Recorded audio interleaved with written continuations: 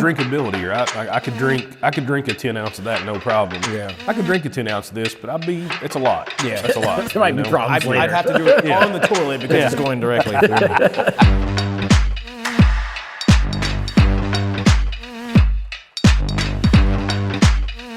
Welcome back to Arsenic Culture. As usual, I am Matt, and with us, as usual, we have Jason Vanilla Pete Hale. I like that name. Because, every time you have a nice peaty scotch, that's where all the vanilla comes from. I will die on that hill. But it was scotch, it was peaty, it was smoky, it was not vanilla extract. That was the worst take. I no longer trust your palate for anything we do. And we have Brandon Bluey flown back with us. I watch a lot of Blue these days. What's up, man? What's up? Yeah, Kelly said that was the inspiration for Shadowlands, wasn't Yeah, it? that was a good episode. The fact that Bluey is calling an episode Shadowlands, I'm like, did they collab with like Stranger Things or something like that? Like, it was very dark. It's like Bluey goes through hell and he fights demons, and It's a lot more chipper than that. well, they do it to music, so it's like, yeah. What's going on, man? How you been? Oh, pretty good, man. Just in the middle of our 11th anniversary. 11th anniversary. That's crazy. Congratulations. Yeah. Thanks. And we are here with you. Yeah, and with me, actually, I got the flight over here, Yeah. so we are trying them out. We got the barley wine flight. Throw it in Yeah. front of Brandon there. We can read that. Yeah. There you go. That's coming out today when you guys open. Yeah. Which means we are drinking in the morning again. Oh, shucks. Yeah. This is the Breakfast of Champions. Shout out to Kelly for hooking us up with pretzels so we don't end up just having a bunch of barley wine for breakfast. Well, the good thing is everything's pretty low ABV. Nothing's below 10.5%. Nothing below so 10.5. All the way up to Nothing over 6.17. So we're 16.3. That's the thing is, like, anniversary, I feel like you have to bring the got big to. guns. You got to. Go all in. Yeah. We were here yesterday. You're doing it's kind of like a 2-day thing. Is it a 3-day thing or 2-day thing? It's 2-day. Yeah, I mean, Sunday's just Sunday, whatever. But you had a good turnout yesterday, man. There was a lot of people here. When I walked in at one point, every single table was full, which is cool to see. Oh, yeah. Yeah. Yeah, it was nice. But congratulations on 11 years. We've been in and out of here a lot, and we've always been big supporters. Yeah. Of yours. We appreciate it. Since back in the what was the turtle? Back in Bradford's driveway? Oh my gosh, baby turtle. Baby turtle. The milk stout, chai spice milk stout we brewed in his driveway. Yeah, that was a good time. Just all sitting around and folding lawn chairs while he's brewing on the driveway. I was there. I believe I was there. Were you there? And yeah, the when turtle Brandon was just brewing walks by, something. and we're like, That was wild. that's the beer. That's what Don't it's seem called. like it's that long ago. Yeah, but yeah, man, congratulations. And beer, it's good to see you guys still, I guess, doing well and seeing you busy yesterday. But we've mentioned this before, the whole industry is down right now. Oh, yeah. And in talking with you yesterday, I know you had a few choice words over. I guess you're kind of a purist when it comes to. I'm. That's been waning as of late, Right, but yeah. you try and hold on to. You're saying that the banana milkshake is not. Dude, I know it's like, It's oh not my your god. MO? No, okay. my Which was God. actually pretty good. It was tasty. It was tasty. It was tasty. Yeah, so I mean, there's a lot of trends that you kind of have to follow if you want to stay, I guess, not ahead of the game, but even like just compete, I guess. Relevant. Yeah. But a lot of this stuff is weird. And it brings up an interesting question that you and I were kind of discussing yesterday. Like, did we kill the industry? I mean, we as in like me and Jason, No, me I didn't. specifically. I didn't. These trends, and there's a lot of, I think, American influence in that. But we talked about the IBU wars when everybody had to get a beer as bitter as possible. Pastry stouts, everything had to be as thick and decadent as possible. But it's not sustainable, No. Those fruity sours that weren't sour at all because they're just pureed fruit. It's good to a degree, but then we just keep pushing the envelope. And the beer nerds that buy that stuff, they're like, we need more. And then at some point you're like, whoa, that's too much. Well, Brandon and I talked about yesterday too, and drinkability came up. Brandon was talking about that. Like, if you look at a big, thick, barrel-aged stout with 1,800 adjuncts, that's great for 3 ounces, right? Like, but I don't know that I could drink 12. Like, it would be too much, honestly. Yeah. I'm not trying to hide these from everybody. Whatever, I'll actually share them. Hoarding, yeah. But no, so I thought, what better way to kind of look at that of old versus new, right? Yeah. So we got old which is Bourbon County, just released yesterday, 2025 release. They went to the nice. 10-ounce bottles, which I think all of us would agree that's awesome. Preferable, Yeah. Love the bottle design. Because honestly, they used to have the big bottles, and people don't share did. anymore either. Yeah, So that is very soloable. Yeah. Because even like a 15-ounce one, it's like, oh, I'll drink it, but I'm going to be hurting at the end. Yeah. You know, I'm going to be hurting. Yeah. So then we have phase 3. This is Minutiae, I think's how you say it. Okay. This is from 2024. It's just their big barrel-aged stout. So think of like a beer barrel time, just barrel-aged, no adjuncts. Yeah. But thick it is, I'm sure. Yeah. And extended boil time, whatever. They've done something to it. So Yeah. I thought it'd be a nice little comparison for us. Yeah. We got another, I guess, new-ish product in front of us. This is a little brand called Never Say Die Bourbon. I'm going to figure out which camera to use here. These guys are aged partially at sea, sent out to England, and then they come back. Never Say Die was a horse that ran in the, it was like an English derby, or derby as they pronounce it over there. Did you know that? I did. You I did did know not. that. Yeah, I did. You're I did. a fucking liar. I'm You not didn't lying know because that. our friend Andrew at Liquor Barn, when he was working as the GM at Chevy Chase location, he told me about this story before I'd even heard of the brand. Oh, that's crazy. Yep. So it's getting around, but check See? them out at a liquor store near you. We appreciate those guys for sponsoring us. Never Say Die Bourbon. But this is a good comparison because, like you said, this is old, as in the original bourbon barrel-aged beer, period. Yeah. And Minutiae by Phase 3, which is about as current as you can get when it comes... Jesus. This happened yesterday, too. You like hit both of us at the same time, just attacking people. Impressive. Well, it's very Manhandling cold. that It's dude. very I've never cold. seen anybody take wax off with their bare hand Watch like him pry that. the lid open, and it's like, that's not a twist off. It is now. Leave me alone. Yeah. So, no, I mean, phase 3, though, I'd say them and Side Project are probably the biggest stouts right now, the hottest stouts. Them, Side Project, and Toppling Goliath, probably top 3. And Toppling Goliath, I feel like, was bigger than all of them, and they've kind of maybe dropped down a little bit. But is it because they can't keep that like motor oil consistency? I mean, I'm sure they can. It's just, I don't know. Is it waning that people like? I mean, their stuff is like $100 bottle. Like, you know, that's it's probably Their going high-end to, stuff too. is insane. Yeah. And they got like the pseudo sue and stuff like that, which even that's honestly kind of expensive. Their hops. Yeah. But that was like one of the original like go-to, like not original, Man. but You can tell just by watching Jason pour these how Yeah. different these two beers are. There is no carb at all. should've That thing is like chocolate, Hershey's chocolate syrup. Yeah. sludge. I'd coming say out there's of there. about 8,000 calories per taster. Yeah. So, Brandon, you've been doing this a long time.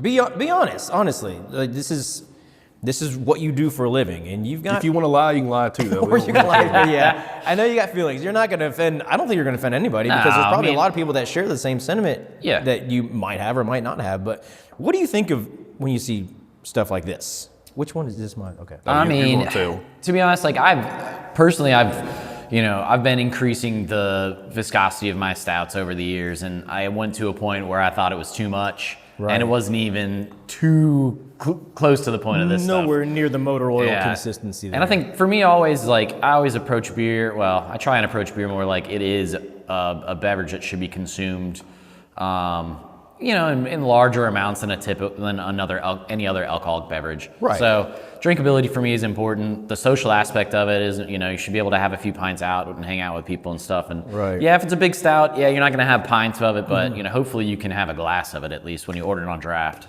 Yeah, there's a kind of irony to beer styles because one of my favorite beers that you make, the Bellerophon barley wine, Yeah. for all intents and purposes, it's not a big seller. And it's not No, just barley you. wines are not big. It's for us. everywhere. Like Yeah, you talk yeah. to any brewery and they don't sell barley wine, which in my opinion is probably the most elegant beer that you can make as far as like beer styles go. It's one of my favorite barrel aged ones. I mean, yesterday we got to share King Henry from Goose Island with Out of Brandon. control good. And honestly, like, I think that's kind of the pinnacle. I mean, I know we've rated it high. We did a review episode on it. There's been some hate online about that beer, and I'm like, man, you're not drinking the same beer I am because I don't know if there's much better than that one, like barley wine. What's their like what negative thing about it? It's So not- the people not thick that enough? are chirping, it's that are not, chirping. it's not sludgy. Jesus. So they started chirping about years ago when the old Fitzgerald barley wine they did. Have you had that one from Goose Island? What'd you think of that one? That was good. I enjoyed it. I think a lot of those people didn't like that. And I think they're tired of the hype. They're tired of, Rare last year was King Kentucky barrels. You had Old Fitzgerald in that one. Sierra Nevada did one in a tube that's a Bigfoot, looks like small batch tailored. So I think they're fighting against that hype. But it's a vocal group online. Some of the groups I'm in. Yeah. But I think honestly it was great. So again, I got off subject there. No, well, that's actually completely on subject because barley wine overall just doesn't sell, and the way beer trends right now, it's down overall. But could a lot of that be attributed to us pushing the envelope on stouts like this, or barley wines mixed with stouts, or pastry sours that are just blended up strawberries? And in reality, most people don't drink the barley wines. Sure. I mean, they never have. Most people like the sessionable stuff, like you said. They want stuff that they can go, I mean, if we're talking mass appeal, we're talking lagers. Yeah. People want light beers, maybe a slightly hoppy IPA.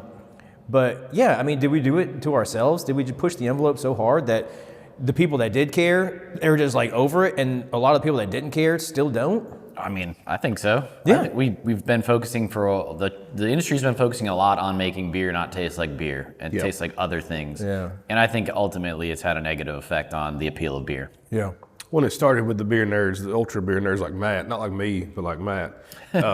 And I'll take credit for all the trends that Evil started motherfucker. and ended. we wanted just more and more and more flavor, more coconut, more vanilla, more everything. But then we got real crazy when you started putting in the kitchen sink. You threw in everything. We're talking the 450 Norse, with just exploding cans back in the day, Yeah. And Zool now bringing it full circle, like The it's probably PB&J. one of the best peanut butter beers, which is not a beer I've ever had. And I mean, that's my opinion. That's getting ready to hit national distro. I'd say soon when they take over Southern Grist. And the thing is, they're really good, but They are, but how many you drink? it's hard to imagine that still like getting mass appeal.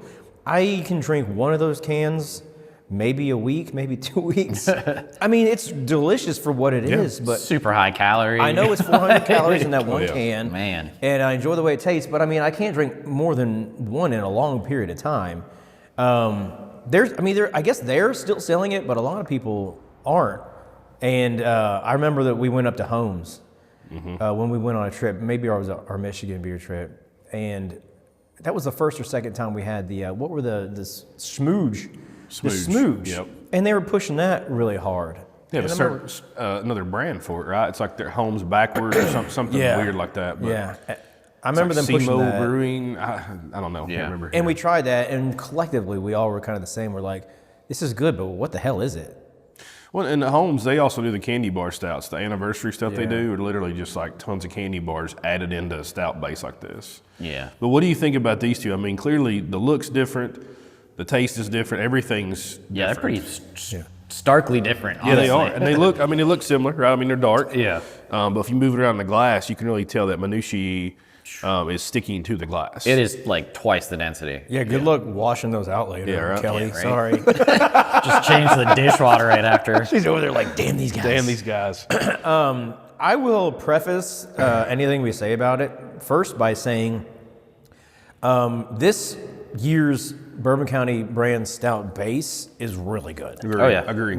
This might be my favorite in a while. Yeah. And I don't usually go out of my way to hoard them every year, but I will always get at least one. And I think it's on point this year.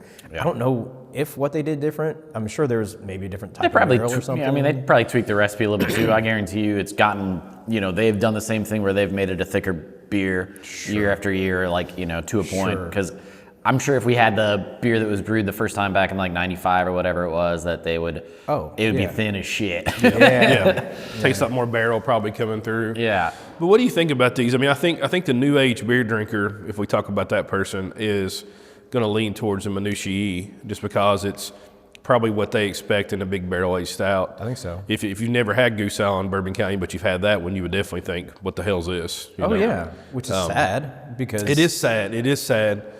But it's kind of where we're at. So what do you think of them? What do you prefer? What's your opinion on Man, these side by so side? I'm kind of right in the middle. Like I wish the Goose Island, like if I'm really being critical of it, could it be just a touch thicker, like 10% better mouthfeel? Yeah. But then this one over here, when I drink them side by side, the Minutiae is almost too thick. Yeah. Side by side, it's like a little too thick. So almost like blending them together. You look at the difference. So I don't know how long Goose Island aged theirs. Yeah. But the Minutiae was a blend from anywhere from 2 years to almost 4 years. That's crazy. The barrel You know, aged shit.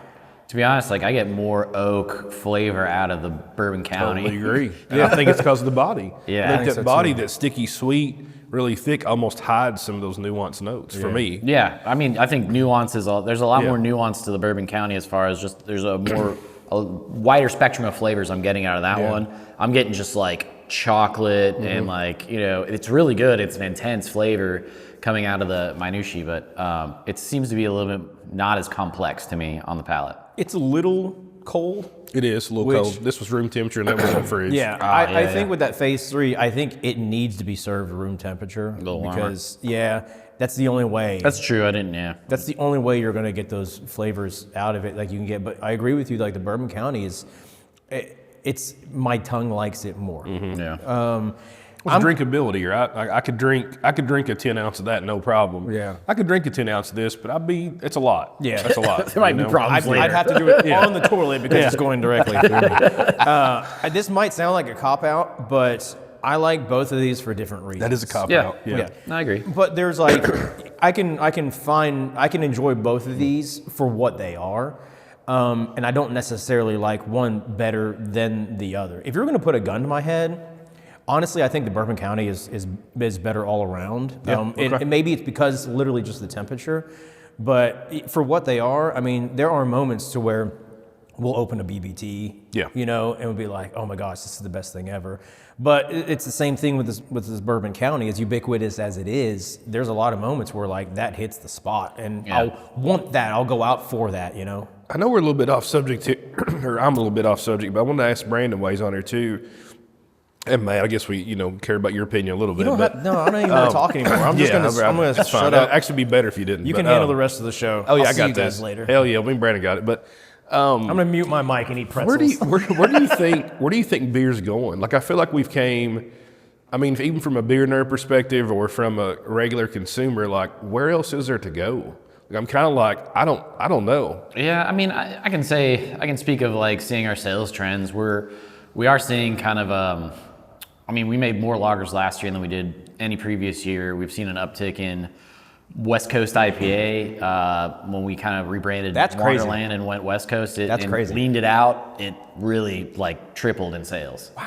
Yeah. And yeah, I mean, fantastic. Our hazy is still like our number one IPA, but I think we're just seeing a lot more people like something that is crisp and it is refreshing.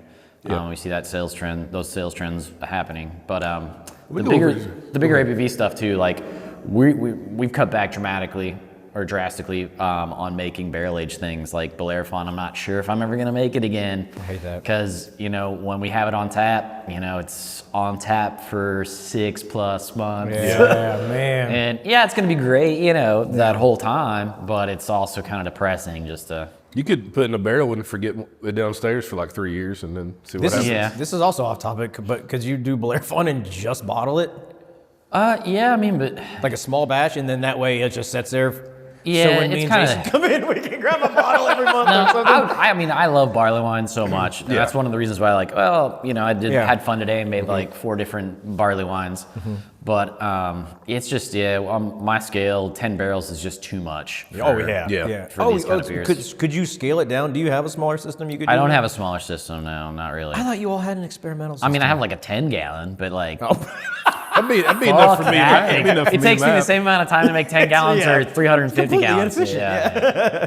Okay. Yeah, but I look at the trends. I think you're right. I mean, we go to the Burrow Brew over here sometimes to watch games. Oh, yeah. And, what we find ourselves probably drinking is the amber or like a lager. Dude, I love his amber lager is correct. It is, but good. it's one of those things, too, like I'm watching the game. I'm there for the game, and I don't want to have a barrel-aged stout. I don't want to have just one beer. I want to have a few, just hanging out. Yeah. So I do think that trend's there. Something like this, like we're drinking right here, this commands attention. Oh, yeah. Something like a lager, it doesn't require attention. It lets you do something else. Yeah. So you kind of have to focus on this like we're doing right now. But I think the trends they feel cyclical. We've never seen a craft beer boom like we did in anybody's lives. It's never been a thing. And was huge and it surged. I mean, starting a brewery at the bank was just like, take all the money that you want. It was crazy back It was in the absolutely day. insane. And now you're seeing a lot of those breweries closing, and a lot of the products like we're drinking right now, the sales are down, but there is a return to the lighter stuff like the lagers and maybe the lighter IPAs that really were the gateway into craft beer, that like led it into becoming something more than what it is. You know, the whole not resurgence, but the emergence of craft beer was trying to get away from macro lager. Yeah. You know, it's just like boomerang. Yeah, it's just like, don't drink their lager, drink our ales. Yeah, but then it was light, and then it got heavier, and there's more IBUs, and there's more fruit, and there's more stouts, and now we're kind of, it's like a return There's back nowhere to to go, base. really, yeah. Yeah, it's like a bell curve. And so, hopefully when we scoot back down, we catch a bunch of new drinkers or new people coming into the scene. Yeah. What's the thing? I mean, I think a new person drinking is used to those fruited sours, like a Zool or like a 450 North. They'll tell you, I love sours. Yeah. You don't love sours. You love not overly a sour. fruited seltzers. Yeah, you know what I mean, or whatever you want to call it. God but- forbid you put a mixed culture beer on Right. tap and you're That going to ain't- see that that ain't selling. sit there for forever. Just ask Side Project. They have to bundle all their damn beers with their mixed and culture. their It's like- saisons are phenomenal. I had good. one yesterday Yeah. at the Share, man. I was just like, this thing is so expressive. And But the average person is like, why does it taste like my dog's bed? Yeah. Like, Why is it that's- sour? I want fruit. Yeah, even like the funky ones, stuff like that. I think in maybe 15 years, I could see, beer getting back into something a little bit more creative, some like weird styles where people are like, hey, this is something we haven't tried in a while. Let's get back into beer, and then something can kind of resurge there. So that's my be prediction. hopeful about it. Yeah, I mean, yeah. You guys are still doing well. I mean, Yeah, from what I can it's- tell, no, you're still honestly, hanging out. like, So I'm very grateful that people still show up for when we make a beer. It does mean a lot. It is tough out there. Like we see breweries, big ones too, closing every day. Yeah. Rogue just closed. I know, it's Rogue. crazy. Out of Oregon. Yeah, Could yeah. you imagine? Like they No. were everywhere back in the day. Yeah. They were. They had some crazy beers too. Yeah, The I used to- beer and all that stuff Yeah, they yeah. did. Yeah. I still got that bottle. Yeah. Oh, I yeah? got it signed by what's his name? Yeah, the head brewer. Oh yeah, Yeah. that's cool. It wasn't a good beer. They had some really good ones. Signed it. I was like, yeah. okay. They had- I mean, That's cool. That's cool, man. it's crazy though. Yeah, when you see like some of the beers that like got you into craft beer, and then you see those breweries go out of business, it's kind of it shakes you a little bit. Yeah. So. Well, year 11. Congratulations. And Thanks. here's to 15 more years when beer comes back. Cheers, fellas. Cheers, Cheers. man. Guys, we appreciate you. Share this if you want to. And Even if you don't, keep sharing it. For more Arsenic Culture, you can check us out on all the socials. We are at Arsenic Culture. Like and subscribe on YouTube. See you on the next one.